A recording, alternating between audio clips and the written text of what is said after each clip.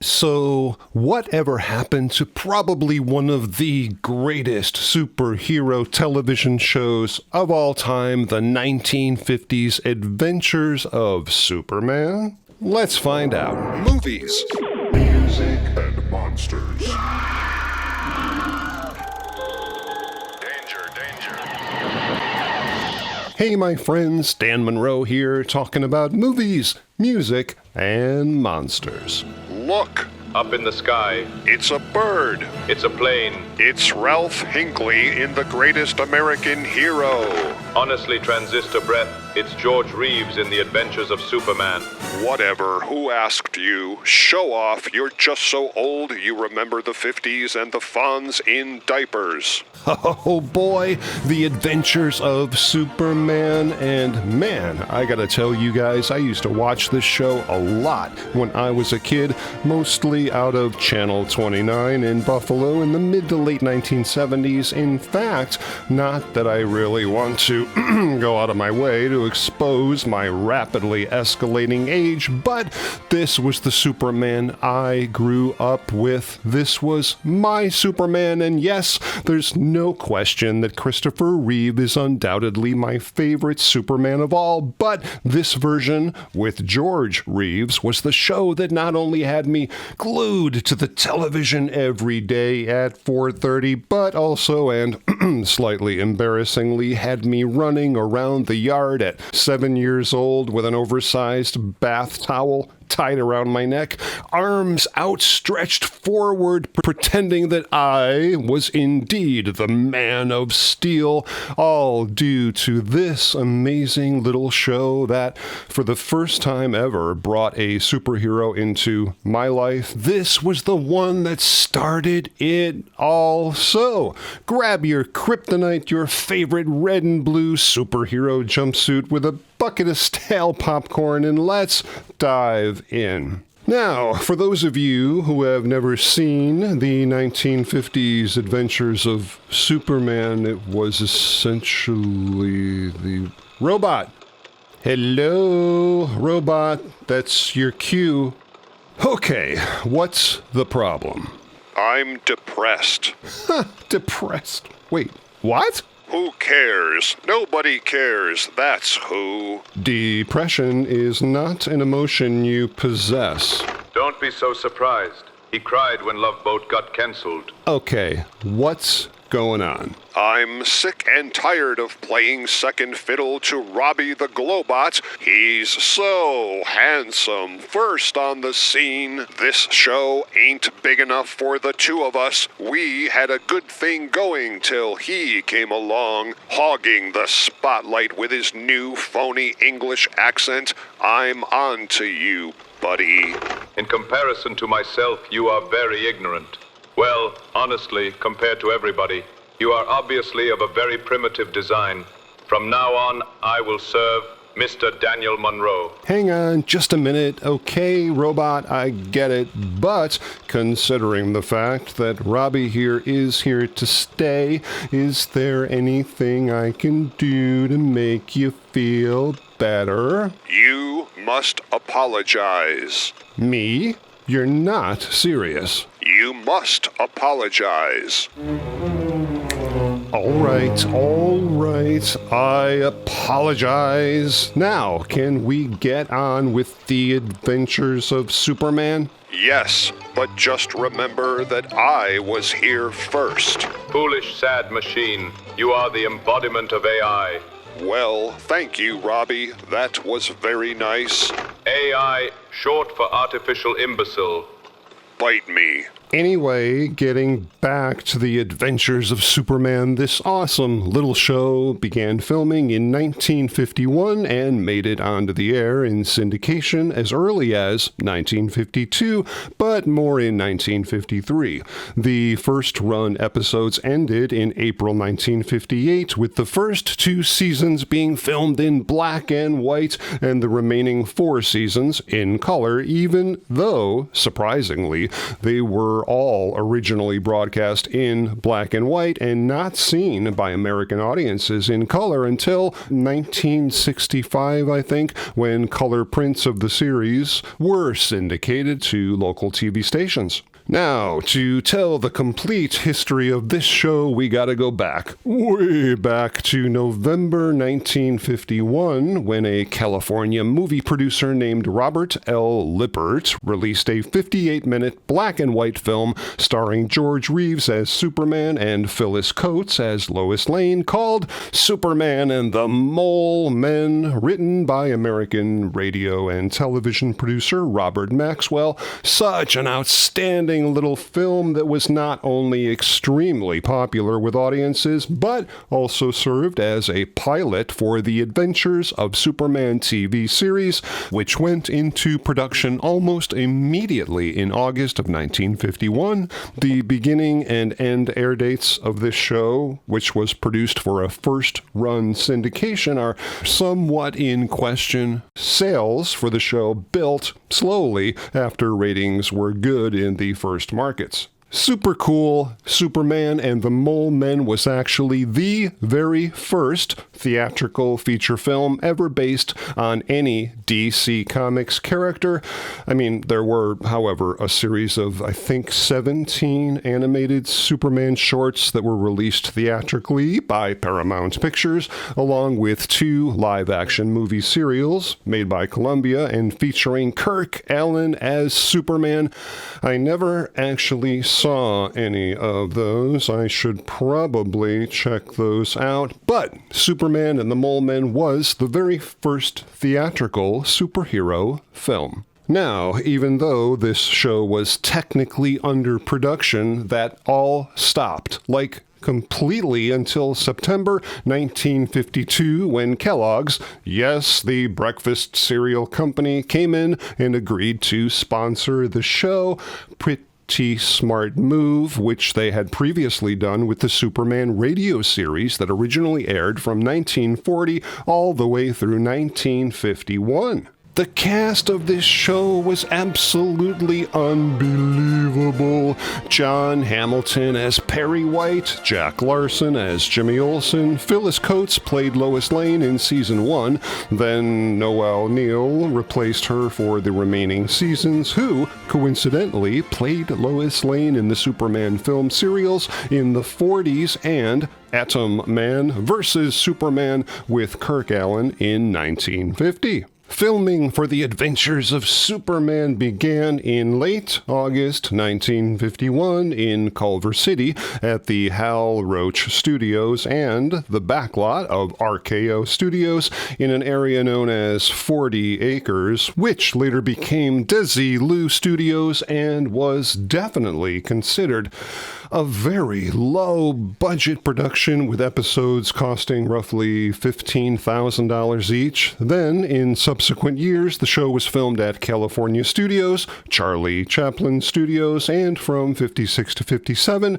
filming took place at Ziv Studios. Fun fact, the establishing shot of the Daily Planet in the first season was actually the E. Clem Wilson building in Los Angeles on Wilshire Boulevard, with the front door of the Daily Planet being the entrance to the Carnation Milk Company building a few blocks down the street. Everybody remembers how amazing it was back in 1978 when Christopher Reeve, no relation to George Reeves, by the way, dazzled audiences all around the world when the studio proudly proclaimed that you will believe that a man can fly. But this version of Superman certainly flew first, even though the methods to create this effect is considered simple by today's standards. They were extremely advanced for the time, taking place in 3 specific phases: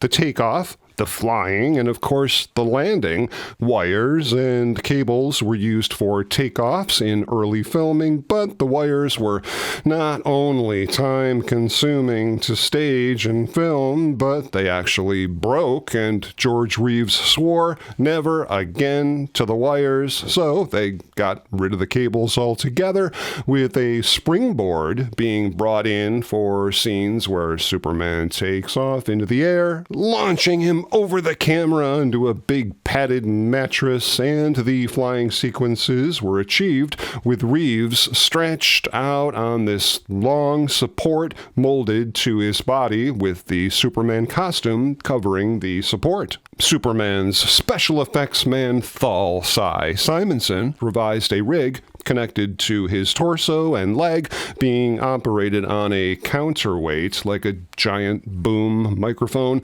allowing him to bank left and bank right while flying, and landings simply entailed either having Reeves jumping off a ladder or swinging down from an overhead bar into the frame. But how, you ask, did they matte Reeves flying when the show went to color? Blue screen was used for traveling mattes back then, but of course Superman's costume was a combination of red and blue. The solution: Reeves was suspended in front of a white background, allowing the post-production process to lift a traveling matte, and today on our really modern television sets you can clearly see the white outline around Reeves and tearing on the costume, but back in the day, it worked great. Like many other TV shows back in the day, guest stars were obviously a very important part of the show, and holy Jiminy Christmas did this show have a lot of guest stars, including Claude Akins, Hugh Beaumont, who was best known as Ward Cleaver on Leave It to Beaver, Jimmy Dodd, the master of ceremonies on the Mickey Mouse Club, Chuck Connors, Russell Johnson, the professor from Gilligan's Island, and so many more. You could literally be here all day. Fun fact, John Hamilton, who played Perry White, had real problems like remembering his lines on the set, so most of the time, if you think about it, you see him sitting at his desk, which was like scattered with papers, which also included, right in front of him, the script. Not really sure why, but after the third season, George Reeves actually wanted to quit the show. So, according to some Hollywood insiders, producers recontacted Kirk Alyn, who played Superman in the 1940s film serials, and offered him the chance to replace Reeves, but for whatever reason, he turned it down. He always felt uncomfortable in the union suit, as he called it. But I can't blame him. He said, what is the man my age doing running around in his underwear? As hard as it is to believe, even for the 1950s, the regular cast members were only paid like $200 per episode and literally had to beg the producer to simply give them a $50 raise, which eventually he did, but then wouldn't speak to any of the actors for weeks afterwards. Wow, sounds a lot like what you did to me after I asked for a raise. He offered to pay you double what you're getting now. Of course, double nothing is still nothing. That's math. Look it up. George used to put a sign on his dressing room door.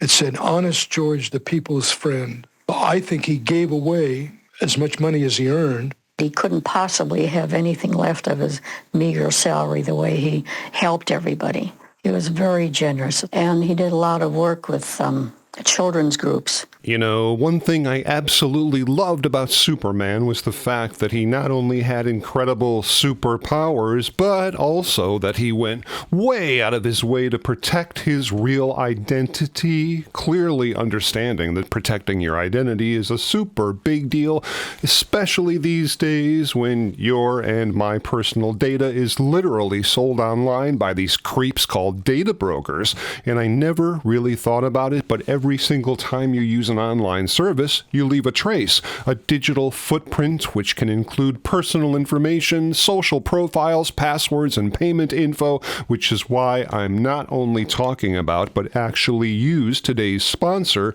Delete Me, which literally goes out and scours the web on your behalf looking for your exposed data. I mean, look at this. Since I've started using Delete Me about 3 months ago, they've stopped over 100 data brokers from accessing my data, reviewed over 4,000 listings, and then automatically removed a ton of this information from these data brokers and websites that I don't want having my personal information. You sign up, go through a very quick and easy setup, and that's it. Every month, you get a report of exactly what information was discovered and what Delete Me is doing to get rid of your information where you don't want it, helping to alleviate the threat of being harassed or doxxed just because you have an opinion about something, politically or otherwise, that could be used to throw you under the bus. So put an end to all that nonsense right now and get 20% off when you go to joindeleteme.com/Monroe20. That's joindeleteme.com/Monroe20, or even easier, just scan this QR code right here or click the link in the description to save 20%. So do what I did and start putting your mind at ease about your personal information. And now, back to Superman. The extreme popularity and success of this TV show literally took the entire cast by complete surprise, especially Jack Larson, who played Jimmy Olsen, recalling that at the time this show really hit, he was in New York City and his newfound fame caught him completely off guard.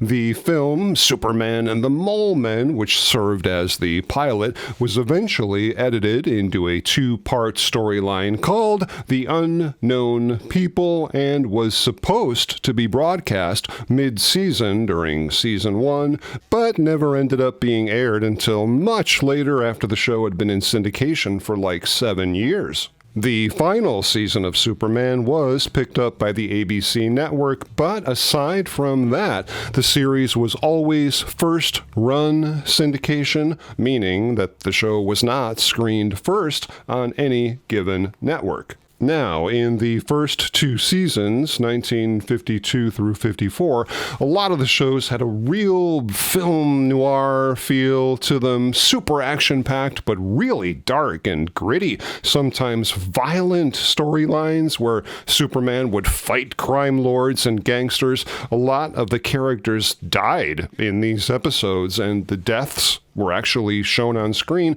which was certainly very unusual for television shows in the 1950s. Even though the third season began filming in color, but was actually shown still in black and white, a lot of times the villains in these color seasons were, I guess you'd say, more caricatures than actual characters, and the on-screen violence was very intentionally toned way down. Anytime there was gunfire happening, it was always pointed towards Superman, not other people. The bare-knuckle fist-fighting between Superman and the bad guys was nearly completely eliminated, being replaced with either Superman discarding them with a single blow or slightly comedically banging them together, Three Stooges style.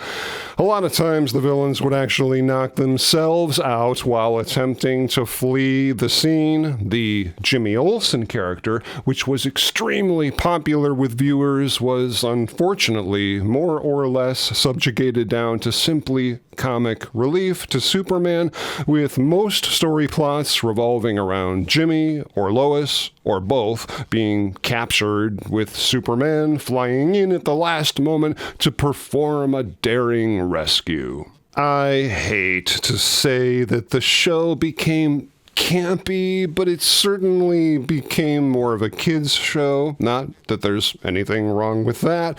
The producer, Whitney Ellsworth, did what he had to do to satisfy the sponsors and the executives funding the show. That is, until the 6th and final season came along, and I guess you'd say, sort of reestablished some of the more serious tones of the first two seasons, a lot of times using science fiction elements like a kryptonite-powered robot and atomic explosions. The characters, more often than not, found themselves in quite the high-stakes, perilous situations, especially in an episode called The Perils of Superman, which was one of the 3 episodes that George Reeves directed himself. Fun fact, in the early episodes, George Reeves wore stage glasses, but without any lenses whenever he played Clark Kent.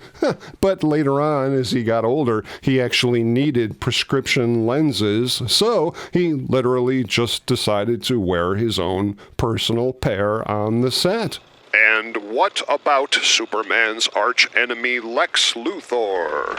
Lex Luthor never appeared in any of these shows. There was no toupee budget. Gotta love this. George Reeves appeared as Superman in an episode of I Love Lucy called Lucy and Superman, which aired on January 14th, 1957, and this is really cool. Outside the United States, certain episodes were often stitched together and released as theatrical feature films with special scenes added with the cast to provide connecting segments for these feature compilations. Hey guys, real quick, more than half of the people watching this channel are not subscribed, so please hit the subscribe button. It really helps this channel grow, and thank you, my friends. You're the best. And then came Stamp Day for Superman. Yes, indeed there was in 1954, at the request of the U.S. Treasury Department, a special short film was created to promote school savings stamp plans to children and was shown in grade schools throughout the 1950s, and it's actually the only episode of the series that exists right now in the public domain, featuring not only Superman but also Jimmy Olsen and Lois Lane, eventually released on the Season 2 DVD box set of The Adventures of Superman as the finale to the second season. And yet, all good things must eventually come to an end. Like your time on this show, I would imagine. 40,000 volts activated.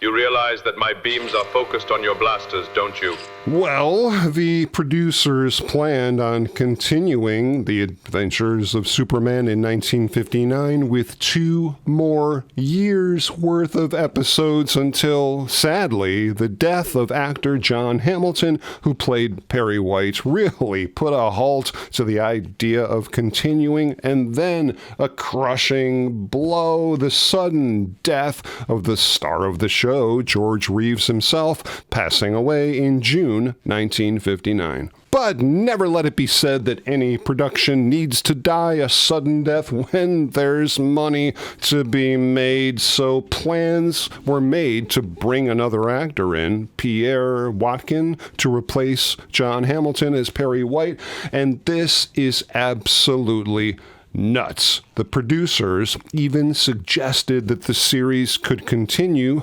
but without Superman, with an idea called Superman's pal, Jimmy Olsen, focusing solely on the Jimmy Olsen character and using stock footage shots of George Reeves along with a stunt double that they would film from the back to keep the story going. But luckily, Jack Larson, who played Jimmy Olsen, completely rejected that idea. There was, however, sort of a spin-off pilot in 1961 called The Adventures of Superboy, starring Johnny Rockwell as a young Clark Kent in Smallville. 13 scripts were written, but only the pilot was ever filmed. Fun fact, Johnny, by the way, was the son of actor Robert Rockwell, who played Jor-El in the first episode of the series. Okay, but what about all the super cool costumes and props from the TV show? What happened to Mr. McTavish? Mr. McTavish, Professor Pepperwinkle's creation that was powered by kryptonite. My mentor. The prop legs were actually the bottom part of the robot soldier from the 1954 sci-fi classic Target Earth. Yeah, Mr. McNugget, or whatever, was a cool robot. The studio was really sad when they chucked him in the dumpster. You know, I was part of an auction in 1980 when they sold one of George Reeves' costumes, his shirt and tights. Even with a few moth holes, the costume sold for $21,000. You'd look great in a set of super tidy whiteys. Well, back in 2016, one of Jack Larson's, Jimmy Olsen's, jackets and tie sold at a Julien's auction for about $900. In 2011, an actual George Reeves Superman logo came to auction and sold for a little over $7,000, and this is amazing. In 2023, an extremely rare George Reeves shirt and padded muscle suit sold at a heritage auction for $150,000. Super cool. In 2015, a second season George Reeves Superman flying suit sold once again at a heritage auction for $216,000. And here's the big one. In November 2021, the Superman costume that sold earlier for $21,000 sold once again at a heritage auction for a staggering $350,000. Now here is an amazing shot of the only known complete George Reeves first and second season suits, currently residing in the Rob Klein archive, complete with his custom-made boots, along with George's long johns, muscle suit, and flying rig. I mean, come on, folks. How freaking cool is that? How cool? Super cool. You are super lame. Don't quit your day job. The Adventures of Superman was not only a highly beloved television show with both television audiences and superhero fans, but also helped to launch the entire superhero genre into the hearts and minds of young people all over the world, proudly taking its place among other amazing and not so amazing superhero movies and television shows throughout the 60s and 70s, including Flash Gordon, The Avengers, The Green Hornet, Mr. Terrific, The $6 Million Man, Electra Woman and Dyna Girl, The Man from Atlantis, Bigfoot and Wild Boy, and so many more. We could be here all day, but that, my friends, is the topic of another video. I really hope you guys enjoyed that deep dive all about the adventures of Superman, and if you did and you like this kind of stuff, please consider subscribing to the channel. I've got a whole bunch of new videos coming up really soon that I know you guys are just gonna dig. And if you'd like to help support the channel, you can always buy us a coffee. Link in the description. And please feel free to stop back anytime as we together continue the conversation on movies, music, and monsters. Movies, music, and monsters.